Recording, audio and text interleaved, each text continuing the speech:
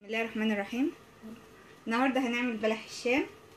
نص كوبايه ميه، معلقتين سمنه او زبده، معلقتين دقيق سميد، واتنين بيضه، وواحد وربع كوبايه دقيق، ورشه ملح. نحط الميه على النار، وبعد كده بنحط السمنه، معلقتين السمنه، وبنستنى شويه لحد ما تغلي الميه تسخن. بنكون حطينا هنا الدقيق السميد مع نحط الدقيق السميد هنا مع الدقيق العادي، وبعدين بنحط رشة الملح، نخلطهم مع بعض. دلوقتي الميه غليت مع السمنه، هنبدأ نحط الدقيق ونقلب، نهدي النار شويه.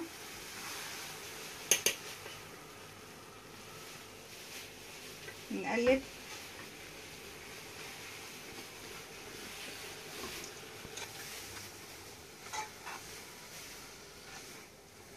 واحنا ممكن لو كانت محتاجه ميه ممكن نزود شويه ميه.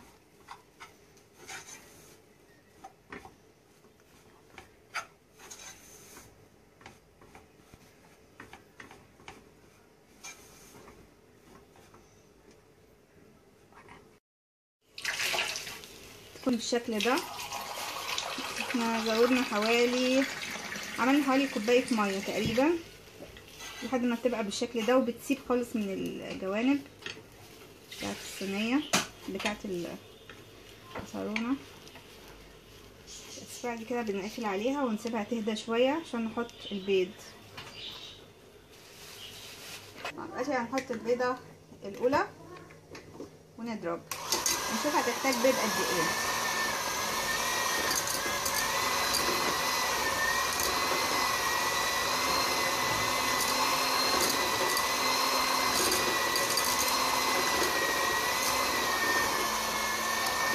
الثانيه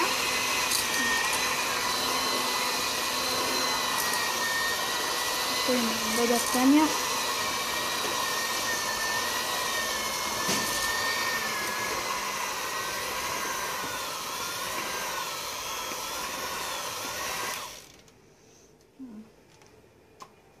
ممكن نحط فانيليا برضو. لازم الفانيليا طبعا مع البيض، طالما في بيض يبقى لازم في فانيليا.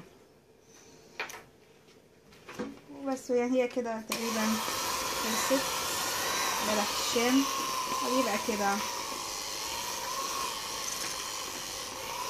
بس كده.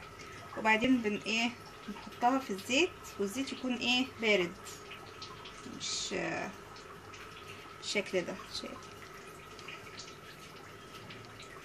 كده.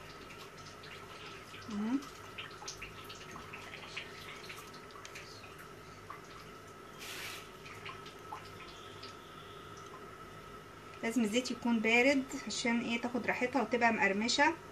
بعدين كده هنطلعها ونحطها في الشربات، نخلي الحراره هاديه.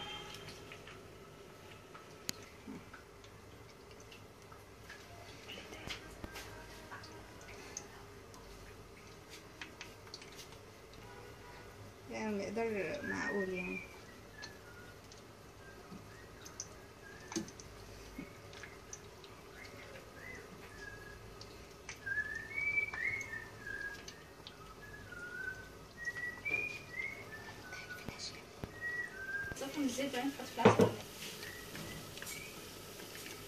ولما العسل لما بعد ما يتحمروا المفروض ان احنا بنخلي الزيت يبرد تاني، وبعدين نرجع نحط تاني. حطي عسل تاني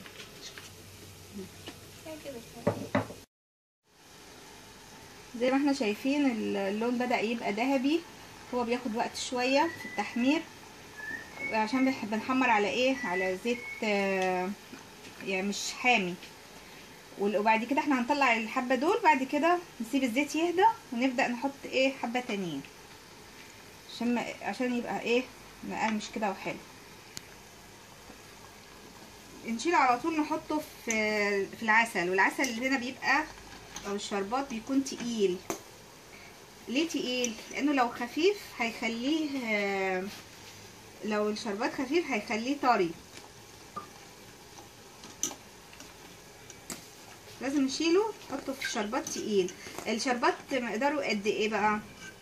كوبايتين سكر على كوبايه ميه ونص ليمونه، وبنسيبهم اول يعني يغلي شويه كده ونهدي ونشيله بقى.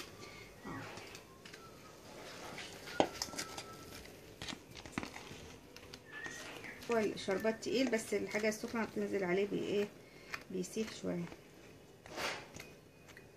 شكل بلح الشام بعد ما عملناه وحطيناه في العسل او الشربات، هنرش عليه شويه من جوز الهند بالشكل ده، وبيطلع مقرمش جدا وجميل جدا. والسر قلنا اللي هو الزيت لازم يكون بارد، والحاجه التانية الشربات لازم يكون تقيل. يعني دول الحاجتين الاساسيتين في عمل بلح الشام. شكرا.